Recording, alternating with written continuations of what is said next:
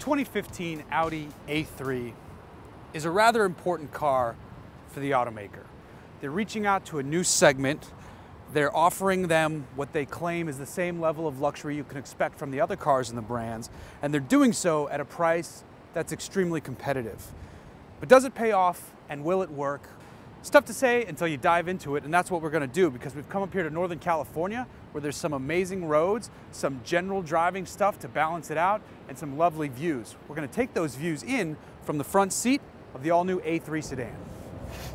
So it definitely looks like an Audi on the outside. I mean, that's the knock against Audis at the moment, is that they all look the same.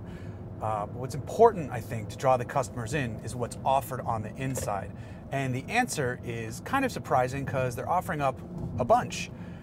Yeah, the base car is a base car, and there is a true $29,000 900 Audi A3 out there. But it comes standard with a panoramic sunroof.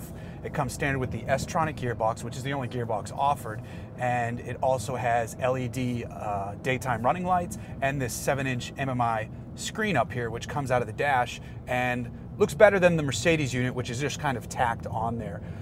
So it's got actual features right out of the gate, and then if you add in a few options, you can really spice up this interior. But even these base seats are great, and the driver's seat is power, so you can adjust it comfortably. So they're not just throwing at, you know, a base car at the wall that no one's going to buy. There's a decent, attractive vehicle here in the base Audi A3. What's more important to me, though, are driving dynamics. And, you know, Audis are typically a bit nose heavy and they want to plow everywhere. This car is surprisingly well sorted. Earlier in the day, I was driving the 2-liter turbocharged Quattro, which pushes out about 220 horsepower.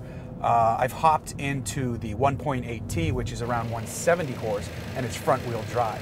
And they actually feel fairly similar out on the road. I think, you know, you lose the all-wheel drive ability, but you gain a bit back in the weight department, which is nice. I'm sure the engine sizes are actually negligible, but the all-wheel drive versus front-wheel drive layout has to have a good amount of weight saving to it.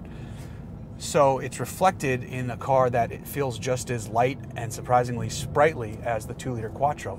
Of course, it is nice having that extra power coming out of the turns on the other car, but both cars make their torque from 1,600 to 4,000 RPM. So if you're progressive with the throttle and roll it on, you come out of the corner nice and sharp. If you just stomp it, the gearbox has to shift down a second, there's a minute of turbo lag, and it's not as good coming out of a sharp corner. But again, if you roll it on, it just kind of shoots out and you're away. This 1.8T might be the surprise vehicle of the two. Still, I'd probably go with the 2-liter turbo just because I want the Quattro all-wheel drive system.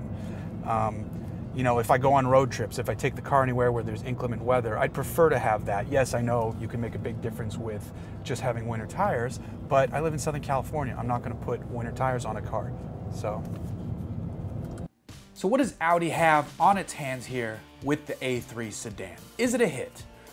I think it could be. I think we're going to see these pop up because this is a car that offers that gateway to luxury that one would expect with the Audi brand, but it does it at an affordable price, and it does it without skimping on attributes. This is the first car in the United States that has a 4G LTE connection. You've got Pandora, Twitter, Facebook connections going on inside, so there could be a younger audience interested in the tech side for those that aren't hardcore enthusiasts. But the driving dynamics are all right. Additionally, I think the design is appealing. At the launch of this vehicle, Audi set us up with designer Danny Garand, who penned the lines for this car. And to hear a designer talk about the car instead of an engineer takes you to a different place. The way he described how he came up with the lines for the car was really impressive and frankly quite intriguing. The rear end has an uptick, almost like the strong stance of a surfer. The lines just draw so much character and create emotion by adding more shadow and the interplay of light, and it makes you more engaged in what on the surface appears to be a fairly standard design. But if you give it a second and take a closer look, there's a lot more going on here. And that's what I think is what the A3 is all about. Give it a second look, dive deeper, not just into the design, but into the engine choices and what's going on in the inside, and I think you'll find a lot of car for the money.